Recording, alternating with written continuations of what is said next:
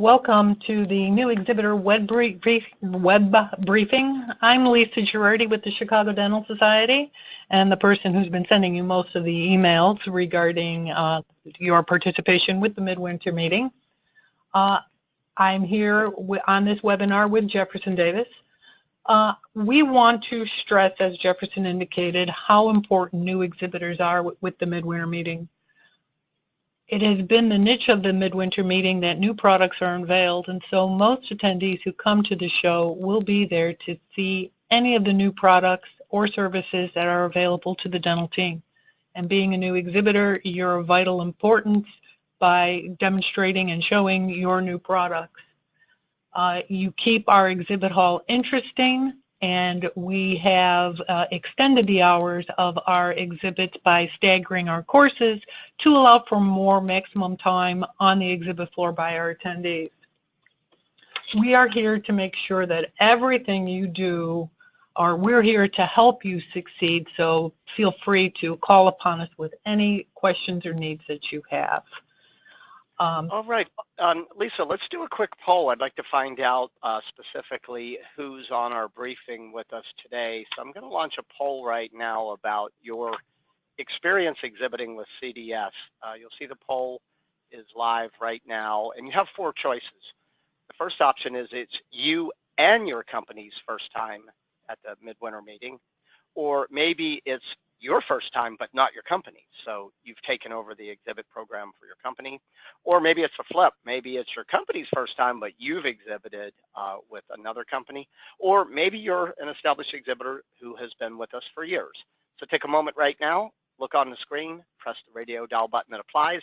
This will help Lisa and I kind of tailor our content as we work through the rest of our time together. Fastest fingers, and I'll give you just a moment. We're at about 75% of you have polled. If you haven't polled yet, go ahead and do so now. On 3, 2, 1, we're up at 80%. I'm going to go ahead and share the results. So you can see, Lisa, we've got almost 90% of our participants today are brand new, both them and their company. So I'll turn it back to you. All right. Thank you, Jefferson. Unlike other shows, we don't feel that just renting a booth is all our participation with you. We're here to help educate you and make you as successful in any show you participate in. So we have developed, with the help of Competitive Edge, the Exhibitor ROI Center. We have changed it a little to make it a roadmap, and by visiting our ROI Center on our website, you'll be able to follow all of these 5 easy steps to make your Midwinter Meeting experience successful, because we really want you to continue your participation with the meeting and be a stable exhibitor every single year.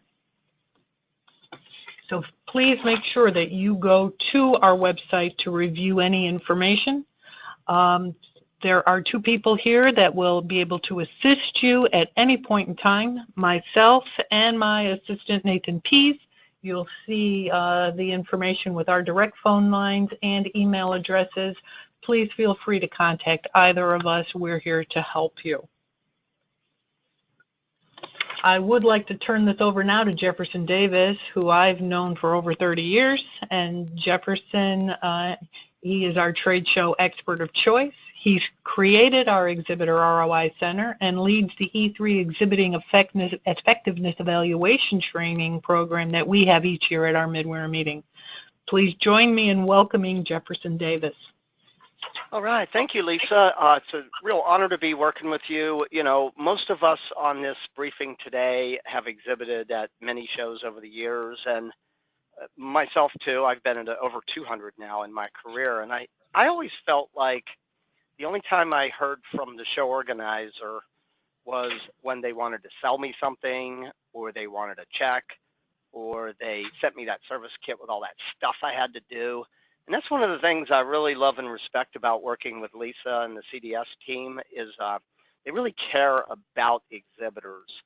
And that's why they make a big investment in ongoing education, because they don't teach trade shows in college. It's kind of mind-blowing that the average company spends 41.3% of their annual marketing budget is spent on exhibit and event marketing. And for most companies, it's being spent and managed by people who have had no formal skills training in how to do this. And that's why we've been working together over the years to put together content, fast content, on how do you turn a trade show around from an expensive appearance to where you fly the flag, scan some badges, hand out some tchotchkes, and go home, into a productive, profitable investment. And I've been researching that major question now since 1988. And the content that is on the ESRC that Lisa showed you is $10,000 worth of training and trade show productivity content. It's free. It's part of your exhibit package. So make sure you do everything. Download the 3 tools, do the 5 planning exercises, watch the webinars, read the white papers, and when you have questions, there's a button on there, Ask the Trade Show Experts. Reach out and fire away. We're all here for one reason. As Lisa said, we want you to succeed, and we realize that if you don't succeed, you're probably not going to come back. And so we view our relationship with our exhibitors as a long-term partnership, and we see our job as helping you grow your business. And that's what we're talking about. So let's jump in here. Grab your pen, grab your workbook, and let's get ready. We're going to get into the woods fast here on the perspectives, how you see, and the practices, what you need to do to really make sure that you're getting value.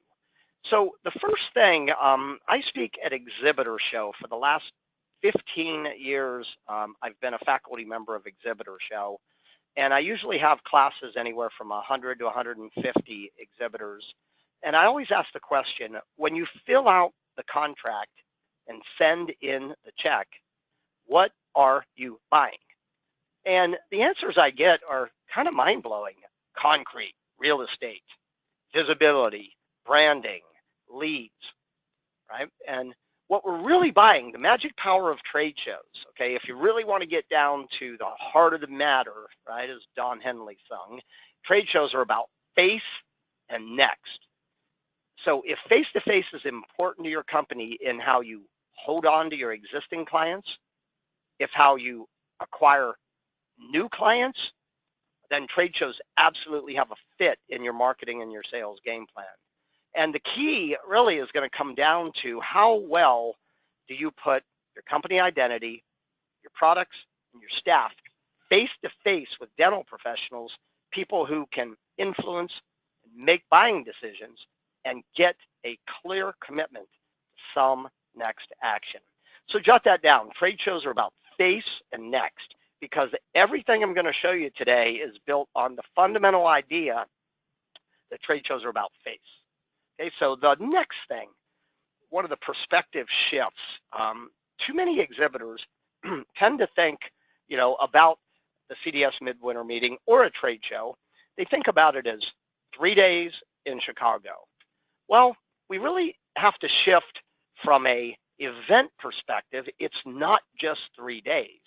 We have to shift to a campaign perspective. It's at least 6 months if you're doing this right. And the fact that you're out here with us today tells us that I think you get that conceptually. But what you have to do is there's 3 critical time frames: pre, right now, at, and post. And there are very specific actions that we need to take in all 3 of these time frames if we're going to win the game of exhibiting. Just like a chain that has 3 giant links, if you neglect or avoid or skip over any one or any combination of these links, the integrity of the chain is compromised. So we want to make sure that you're crystal clear on the critical strategic actions that you need to take in all 3 time frames. Now, here's the problem as I see it. 27 years as a consultant and trainer, working with hundreds and hundreds of exhibitors directly. The average exhibitor spends 95% of their pre-show time on logistics and operations. What do I mean by that? Well, get the space, get the booth, get the graphics, get the products, get the people, ship and fly it into Chicago, set it up, tear it down, send it home. Do all that on time and on budget and call that pre-show planning. I don't really call that pre-show planning. I call that dealing with logistics. And if we're spending the lion's share of our time on logistics, we're caught in the logistics trap. Then we're not investing enough time on the critical success factors that are going to make the difference between success and failure. Because here's the thing, you know, there's an old saying that half of success is just showing up. Well, that's not true at trade shows. The competition is fierce. There are too many exhibitors. The attendees are very selective about where they spend their time. So I've been on the hunt, again, since I started exhibiting in 1985, and since I became a consultant trainer in 91, been on the hunt. What are the critical success factors? What are the 20% of the activities that generate 80% of the results? And given that my companies and my clients I've worked with, we've been able to trace over $800 million in results from shows over the years, I think we've cracked the code here. So there are 5 critical success factors that will determine whether you make an expensive appearance or a productive, profitable investment. And that's what we're looking for. So let me bring some color to these 5 areas. Number 1, right? Define your outcomes. Begin with the end in mind, right? So we have to sit down right now and ask ourselves, when the doors close on the CDS Midwinter Meeting, 90, 180 days after the meeting, how will we know we succeeded in the areas of sales, marketing, customer relationship management? And then we got to convert those to goals. Then we got to create workable action plans, and we got to take advantage of the incredible opportunities that the Midwinter Meeting presents. So we're going to give you more direction on how to do this, but this is the first success factor. People ask me all the time, they go, Jefferson, how do you turn a trade show around? And I go, begin at the beginning, which is what? Defining your outcomes. Number 2, the Midwinter Meeting is a big show. Lisa, what are we expecting in terms of the number of attendees this year? We are hoping to hit over 30,000. Currently, we have outpaced our November pre-reg on a month-to-month basis, and we're still going strong. So we're hoping to exceed that 30,000 mark come February. Outstanding. So here's the thing for all of us as exhibitors. That's a big number, right? You can look at that number and go, wow, 30,000 dental professionals, right? But 2 ideas. Number 1, you have a very limited amount of what we call interaction capacity, and we're going to calculate that in a minute, right? But also, not everyone who attends is your ideal visitor. So we have to apply what I call the principle of selective attraction. We have to define who are the right visitors for you, right? How much is enough? What is your value proposition out of all the exhibits in the show and the educational sessions, right? Why should they come see you? And then we got to execute a targeted pre and at show marketing campaign to get enough of the right people to your exhibit. I tell you what, if you can get your company in the mind and on the agenda of enough of the right people before you get to the meeting, it is the equivalent of winning the game before kickoff. That's a nice place to be, right? So selective attraction, right? Number 3, manage the visitor experience. So you have to think very carefully about your booth, your exhibit, how you're going to show, tell, present your product or your service, and your booth staff. And you're going to have to synchronize these 3 key factors to deliver a high-quality, interactive visitor experience that gets that visitor to commit to a clear next action. And we're going to do something really cool for you at the show. We're going to visit your booth in action, as I'll talk about in a moment, and we're going to evaluate and score your booth on 21 factors. Not from the eyes of a critic or a judge, but from the eyes of of a light to shine a spotlight on what you're doing well and where your areas of improvement lie, and then give you guidance on how to make those improvements. So number 3, manage the visitor experience. Number 4, everyone talks about the good old days at trade shows. And by the way, I was part of those good old days. Back in the early 90s, I was involved in the launch of the intraoral camera for the dental industry. And we would go into shows, and there were shows where we were writing $1 million, $1.5 million on the show floor. We were signing contracts for intraoral cameras. But here's the thing, buying behaviors have changed. And here's the big idea. Whatever orders you get on the show floor, you need to view those as the low-hanging fruit. What you can get over time, if you have a good lead management program, will blow your mind. So we've got to really spend time on developing that lead management process. And that begins with defining what criteria do you need to elicit and capture to qualify a lead. Then developing a questioning process, developing a lead capture tool or device, and training your staff on guiding the conversations by asking the right questions, capturing the right information, and most importantly, of course, following up. Number 4. Number 5.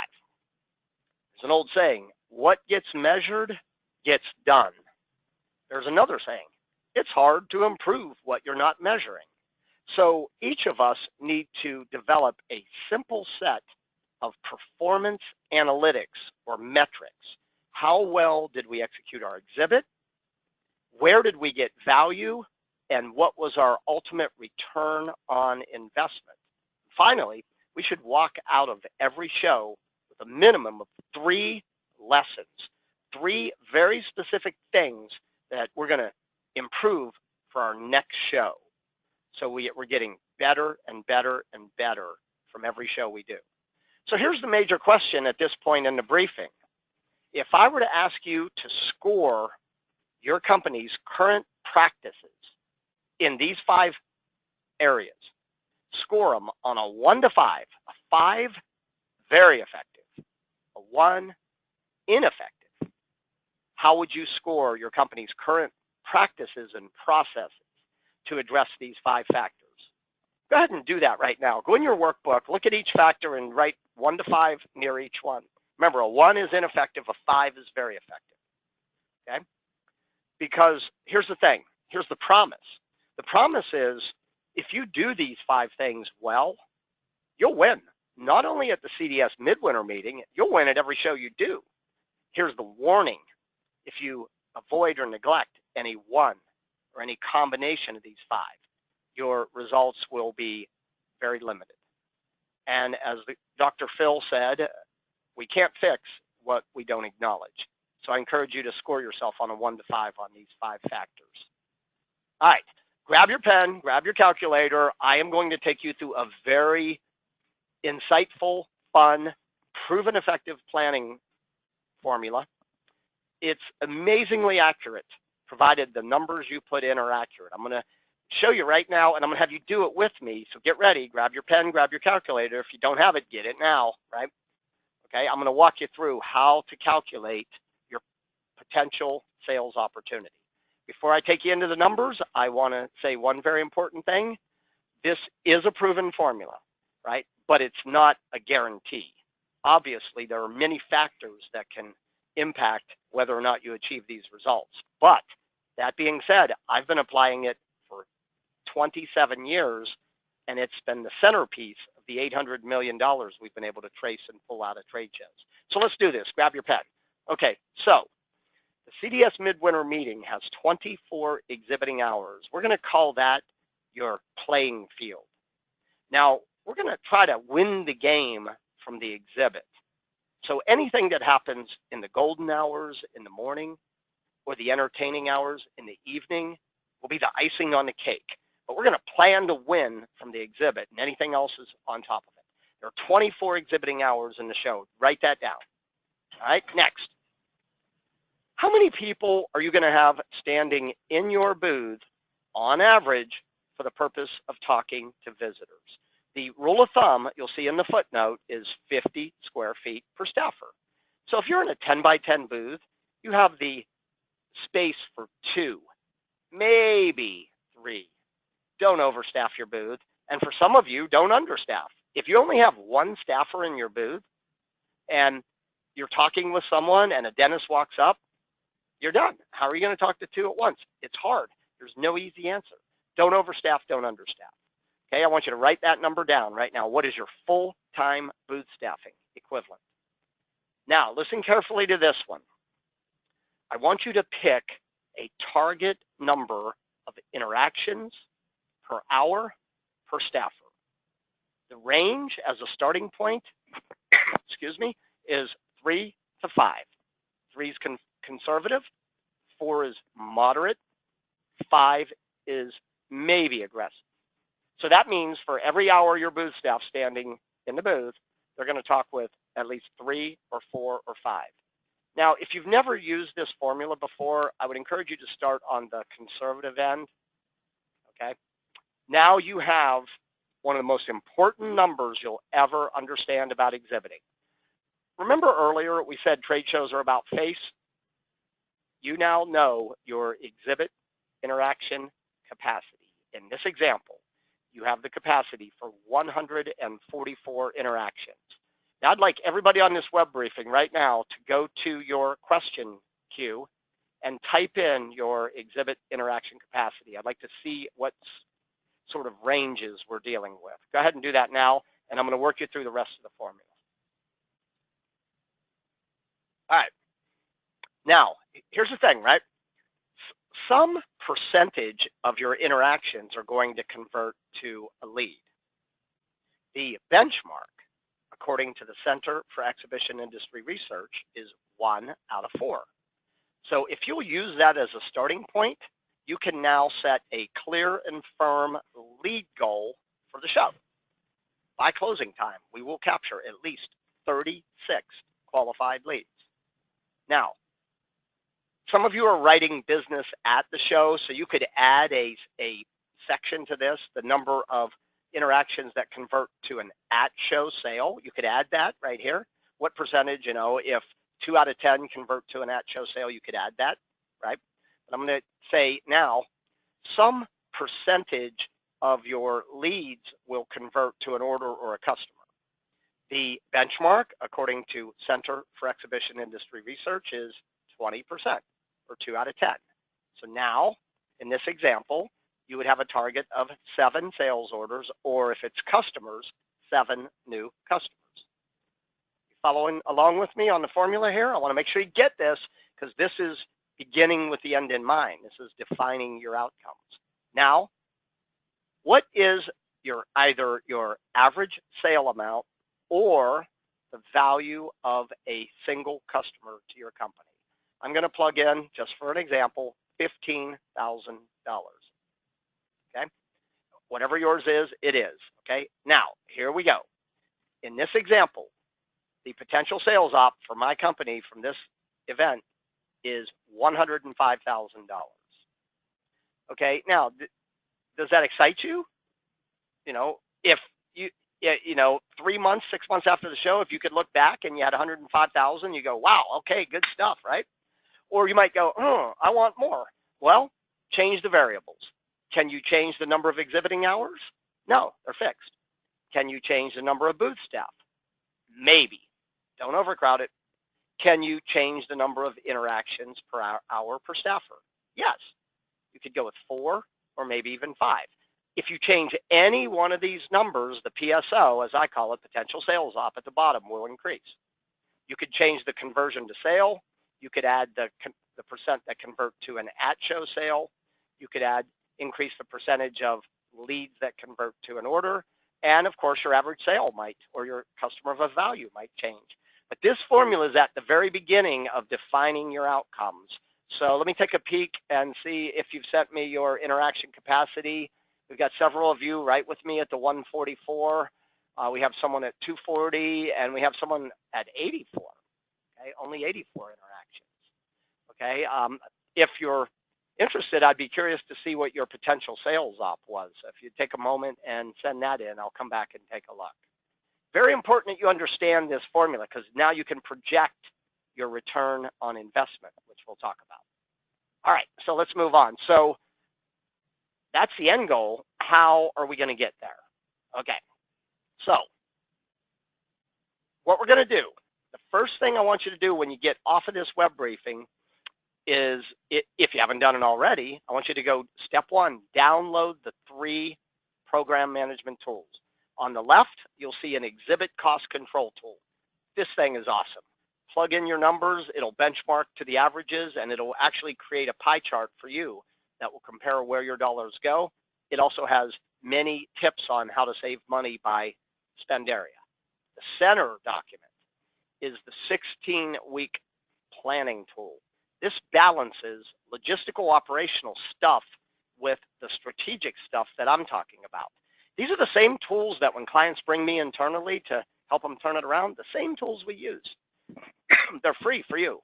The third one is the measurement tool. The formulas are built into it. Plug in your numbers and it will create a dashboard for you, giving you 4 performance metrics and 5 value metrics. If you do nothing else when you get off this webinar, go back to the ROI Center and grab these 3 tools. They're priceless. They've been developed and refined over 27 years. They've been the centerpiece of $800 million of results. All right, number 2, right? Number 2, we got to carve out some time to plan. You know those 5 critical success factors? All 5 of them are available on the ROI Center, and you'll see a sample on the right.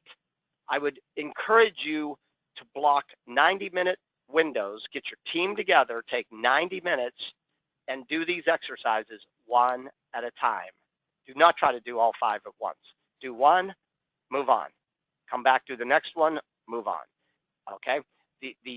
Download the PDFs, take 90 minutes, get your team together, do these exercises. And by the way, if you have questions and you need help, you can reach me and my team through the Ask the Experts, which I'll talk about. Number 3, all the webinars that we have and the articles in the white papers are organized by topical area.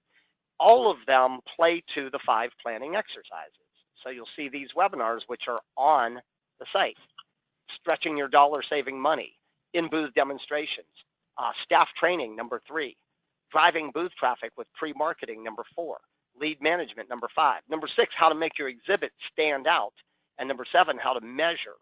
Okay, so we've got deep dives on all of this stuff here, okay? So I would suggest that you, when you set your date to do the exercise, that you view the related webinar before you do the exercise. It'll take you deep dive on how to do it. All right, number 5, step 5, ask for help. Okay, we're here. There's no sales pitches. I am here for one reason, and on Lisa's behalf, I'm here to help you succeed. Okay, I don't know much, but I know a little, and I know a lot about how to make trade shows pay off. It's about all I know, really. Okay, so you got questions, fire away. All right, so there you go. You got the 5 steps. Now, we're coming to the show, and we will be visiting your exhibit in action, and we're going to do a 21-point evaluation. And if we see anything that you can change right now and you're open to it, we'll point it out. If not, after the show, you will receive a 5-page report, photographs, comments, scoring, benchmark scoring, how you scored relative to the size of booth you're in, and the all CDS score, and click-through access on how to raise your score.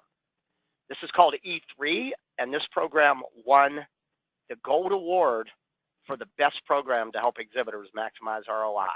If you were to call us on the phone and say, hey, Jefferson, I want you to do this evaluation, it's a $595 evaluation. It's free. It's part of your package. Why? Because you got an amazing show manager named Lisa Girardi who really, really cares. And she goes to bat and battles to keep this in for you, the exhibitor, to help you succeed. All right, I've thrown a lot at you there very quickly.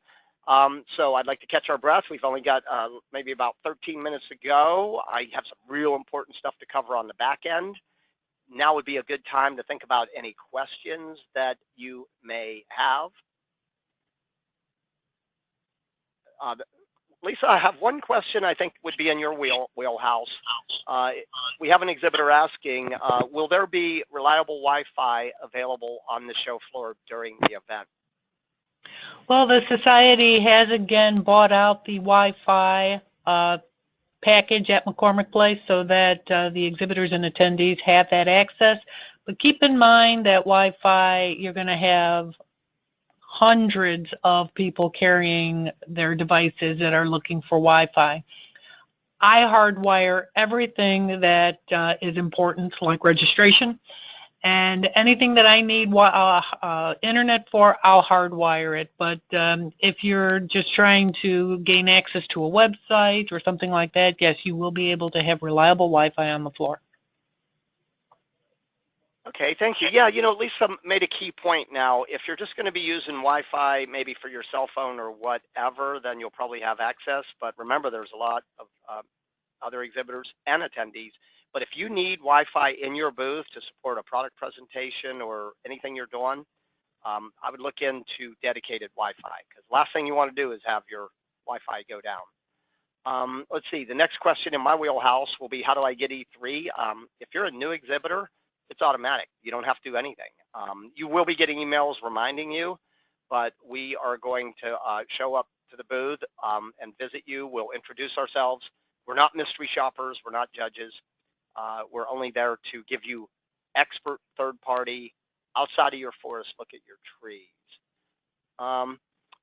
Lisa, we've got a question here. The first part I'll answer. Is it smart to do a pre-show mailer? And my answer is, oh yes. The clutter in the mailbox is really light. Lisa, can exhibitors get access to a mailing list of attendees? Unfortunately, no. Our board has decided not to allow this anymore, and that started in January of 2018. What we have done is we've come up with a variety of different things to make your message heard by the actual people who register for the meeting. One of the things is participating in the Midwinter Meeting e-blast that's coordinated through Rachel Schaffer, who is our Director of Communications. And I'll be happy to share Rachel's information with you all so that you can contact her directly about getting your name in that e-blast. There's other variety of different things, participating in the virtual trade show bag, which is synced to our mobile app. Several things have now bypassed because registration began, but that would have been putting a notification in the actual registration and credentials packets. But that started mailing out in November 1st. Okay, thanks, Lisa. I want to follow up on this. So someone asked the obvious follow-up question. Well, how can you send a pre-show mailer if you can't get a list? Well, here's where I would start, and I always start. Start with your existing customers, both active and inactive. You already have the list. Then go to prospects that are already in your sales funnel. If you sell direct, or if you work through dealers and distributors or independent rep groups, have them pull together a list of prospects who are in the sales funnel. And then if you have leads, you were at last year's show, leads you captured that didn't convert, put them in there. Anybody who has inquired into your product or service over the last 6 to 9 months. And I imagine, Lisa, that if somebody wanted to go out independently and acquire a list of dental practices in Illinois and the 2 or 3 surrounding states, I would imagine those lists are out there, yeah? Oh, without a doubt, but I would caution every exhibitor that when they get an email saying that they can sell you the list of the attendees for Midwinter Meeting, those are bogus, and to not advantage, do not believe them. If it doesn't come from the Dental Society, pirate. Yeah, there are what we call list poachers out there who are doing some shady business there. So if you get any saying, hey, we have the CDS Midwinter Meeting list, be sure to forward that to Lisa too, and stay clear of that. But the big idea is start internally with your lists. Most of you, between your customers, your prospects, and inquiries, and leads that you've captured if you're in the show or other dental shows that are within geographical striking distance, start there. Okay. I'm gonna, there's a few more questions around that. For the sake of time, I got to move forward, but we're going to come back and revisit these before we close out the webinar. So let me come forward here. So let's kind of get inside of the numbers here a little bit in terms of the 2018. As you can see, CDS does a great job of tracking and being very transparent in the job functions or titles of who attends. So in this example, if you were targeting hygienists, for example, there were 3,972 hygienists at last year's meeting. So when you look at your exhibit interaction capacity and you go, hey, I need 144 to win the game, all of a sudden it's starting to look pretty good. And that's one of the quickest ways that you'll want to segment your target audience would be by job function or title, the type of practice, the specialty or the subspecialty, and of course, geography. What the attendees are really looking for is new products and development. So if you have something new, please scream it from the top of the mountain. The biggest mistake we see in our E3 is companies with new products, and when you look at the booth, you have no idea it's new. Okay, number 3, they really want hands-on. They want to touch, they want to feel, they want to interact. So make sure that your demonstration presentation is as hands-on as it possibly can be. And they like to see products presented in the clinical or the real-world setting so they can assess quality and performance. In terms of behavior, they tend to plan ahead. They want hands-on, and they really have a very low tolerance for promotions and exhibits that are just sizzle without any substance. So I would encourage you to go back and watch the Driving Qualified Booth Traffic webinar, because it'll walk you through how to put together a pre-show marketing plan. And the big thing is the behaviors have changed of attendees, okay? And you know, half of their stops are pre-planned, and they're not walking into every booth. They're not, you know, they're pretty selective. So the more you can do to pre-market your participation to your house lists and work with CDS through the different marketing options they have available, the higher the chances are you're going to succeed. And Lisa, take us inside of the free exhibitor marketing ops, what's available. Well, the primary one is our virtual trade show booth. Each exhibitor gets a digital booth as part of their package, and this is actually synced to our mobile app. So anyone who has a new product or a show special, we encourage you to go ahead and upload those in the media section of that tool, so that this way the attendee on the fly, as long as they have our mobile app, or even if they're looking at our website and are viewing the virtual trade show plan, they're able to see all of those new products and show specials that you have, and they will go ahead and have the ability to create their own agenda in the mobile app. They're able to make it a favorite. This way it gives them a reminder to stop by and actually see it live and in person. We also encourage you to fill out the product and service section of that digital booth. Again, we don't have a product locator on the floor anymore. It is now our mobile app. We're driving everybody to our mobile app. Be sure that you give us the way you want your name to be listed on your badges, as well as in the final program, so that people can easily identify you. If people know you by your product name, because it's funny because Procter & Gamble are the makers of Crest Oral-B, but they don't list themselves as Procter & Gamble, they list themselves as Crest, because people will look at me and say, where's the Crest booth? And I'm like, well, that's Procter & Gamble. So keep in mind that you can certainly send me that email, and I'll be happy to make those changes for you. Press kits, we do have a press office. Rachel Schaefer also manages that, and they do invite the press, and those people are very interested in new products and new demonstrations at the meeting, and they come specifically to see those things. So feel free to drop some press information off at the press room. If you want to do something in advance, you can certainly call Rachel.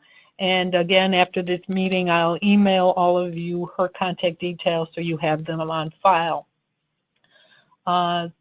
We also encourage you to sign up for the Facebook, Twitter, and LinkedIn accounts that we have on our website that you can follow. Rachel handles the social media, so if you're interested in advertising any of your participation in those things, you can certainly do so, and she's there to help as an additional resource as well. That's pretty much it for the free opportunities. Oh, one more important thing. Most of you have received from me the ability to sign up for a complimentary lead retrieval license. This is through our registration company.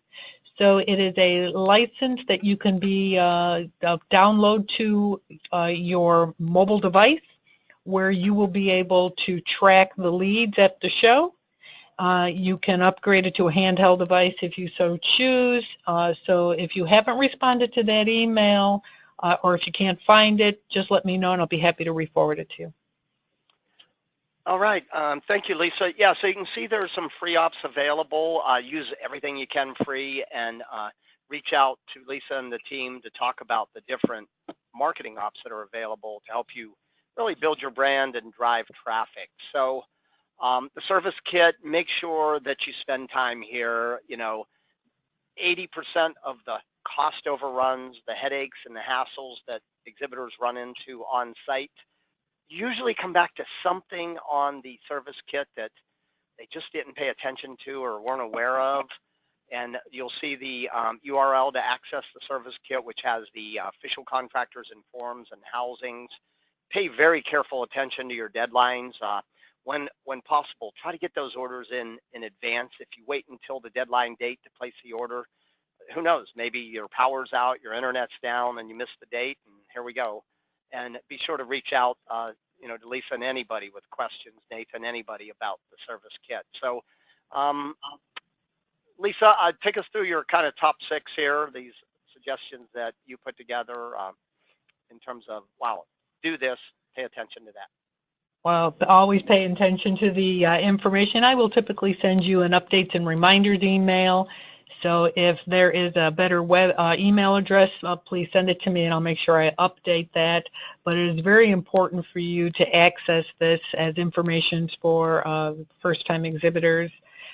We want you to use pre-show marketing. So again, contact Rachel and find out more information about being part of the e-blasts, and these will be to the actual people who register for the meeting. So it's not just our full membership list or anybody who crossed the threshold for a midwinter. These are the people saying they are coming to 2019 show. Again, as Jefferson just said, pay attention to the deadlines. For those who have not made housing, early bird housing for most of our hotels will end on December 31st, so I encourage you to take advantage. We don't have a housing bureau, so contact the hotel of your choice. Indicate that you are registering or trying to reserve a room for the Chicago Midwinter Meeting. There are a lot of dental affiliates in town, and we want you to get the best price because in our 17 properties, the Midwinter Meeting has the lowest rate offered. So if you say you're going to lab day, you're going to be paying a higher rate than you will for Midwinter Meeting, just as a piece of information. Again, as Jefferson has been stressing, the Exhibitor ROI Center has taken 4 or 5 years to develop, and those things are proven strategies, and I encourage you to pay attention to those things. Again, if you have any Midwinter Meeting information or question, please don't hesitate to reach out to me. You can call me or email me, whichever is your communication preference, and I will respond to you and give you as much information as I can. All right, thank you, Lisa. So let's kind of begin to wind down, and I'm going to open the question queue again, see what we have that's come in. But sometimes the easiest way to succeed is just don't make the mistakes that so many exhibitors make. Number 1, the service kit. Read it. Number 2, unrealistic expectations. It'd be easy for you to look at this in a 10 by 10 booth and go, wow, there's going to be 30,000 dental professionals. If I don't get at least 300 leads, I failed. Well, when you ran exhibit interaction capacity, you began to realize what was possible for you. So do the exercise. Number 3, remember this, reasons are not enough. The biggest mistake I've seen in 27 years is everybody has reasons, but only 1 out of 4 have goals. There's a big difference between reasons and goals. Number 4, just showing up and hoping. You got to pre-market, start internally with your customers, your prospects, inquiries, any house lists you have. Then reach out to Rachel and talk about what's available that fits your budget and your goals. Number 5, your exhibit has to work. It's got to grab attention. It has to communicate what, why, and who. It's got to be easy to enter, easy to exit. So we're going to take a look at that. Give careful consideration to how you're going to show, tell, present your products. They come to trade shows to do more than they can do on your website. Number 7, you can do all 6 of these things right, and if your booth staff sits around with a Starbucks in one hand and their cell phone in the other, you're going to fail. Okay, so make sure your booth staff looks and acts like they want to be there. Stand up, smile, greet people, act like you want to be there. Number 8, do not take down your booth before it closes. Number 1, it's against show regs, and it could cause you to not be invited back. But some of the biggest and most important buyers are often on the show floor late in the day and toward the end of the show. So keep your booth open during all open exhibit hours. Number 9, any lead worth taking is worth following up on. So there's gold hidden in your leads. Follow up on every lead and stay in touch with them, right? And number 10 is if you're new to the CDS Midwinter Meeting, it's almost impossible for you to judge the value of this event from one attempt.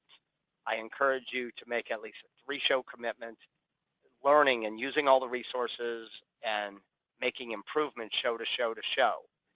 Because if you will, there's going to come a day when you look back and go, wow, what a difference a trade show can make for my company. And, make time to get out, walk the hall, have enough staff, right? Download that tool and capture your lessons. I can't say this enough. You're not just in this through the end of February. You're in this for the long haul. Grab those 3 lessons. Use the tool to measure your performance. And remember this, it takes time. It really does. If you'll see Lisa and Nathan and Rachel and everyone at CDS as your partner, if you'll learn and use the tools that they give you and you stay committed, there will come a day when you'll look back and go, wow, trade shows are amazing when you see them right and you do them right. So the stage is set, right? It's ready to go. You've got the resources, the roadmap, and the tools. But remember this one key point. It's not what you heard here today that's going to make the difference. It's going to be what you do, right? Knowledge is only inherent power. Knowledge intelligently applied at the right time frames. That's where the magic is. So here's the URL for the Exhibitor ROI Center, which has all of the tools and resources we've been talking about today. So with that, I'm going to take one more look into the question queue. And while I do, Lisa, are there any additional thoughts or comments that you have for exhibitors before we dive into Q&A? Just to reiterate that the service kit is live, and to take advantage, not every form in that kit you need, but take a look at it, and if you have any questions, just give me a call, and I'll be happy to walk you through it. Okay. Lisa, we got a question on how many exhibiting companies are expected at this year's show? We typically have in the 620 range, but as of today, we have 604 participating companies. Oh, wow. Wow, it's probably going to go past 620. So over 600 exhibitors. This question will be in my wheelhouse. Where do I find the materials to download and the booth traffic webinar? Right on the URL. Let me bring that up right now. It's on the Midwinter Meeting site, the Exhibitor ROI Center. You'll see the URL here. The webinars are there, the tools, everything is there. Okay, and there were multiple questions about the database, but we've already answered those in terms of what's available. Some of these are a little personal in nature, so I'm going to forward them to Lisa, and she can follow up personally. So on behalf of everyone at the CDS Midwinter Meeting and my company here, Competitive Edge, welcome to the team, welcome to the family. We're excited you're here with us. Work with us, use the resources, and let's make this CDS Midwinter Meeting an absolutely mind-blowing event for everyone involved. And before we sign off, also want to wish everybody just a wonderful holiday season here. Enjoy your downtime, and we will reconvene in Chicago very soon. So have a great day, everybody. Thanks for logging in.